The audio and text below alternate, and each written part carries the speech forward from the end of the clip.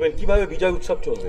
প্রথমেই বলি, বাবা শান্তনু ঠাকুরকে জেতানোর জন্যে বনগাঁয় ভারতবর্ষের স্বরাষ্ট্রমন্ত্রী যখন এসেছিলেন, আমি নিজে মতুয়া মহাসংঘের পক্ষ থেকে দাবি রেখেছিলাম ঠাকুরমশাইকে দ্বিতীয়বারের জন্যে আবার ক্যাবিনেটে আনা, মন্ত্রিসভায় শপথ করবার অনুরোধ জানিয়েছিলাম। তিনি দাবি রেখেছেন।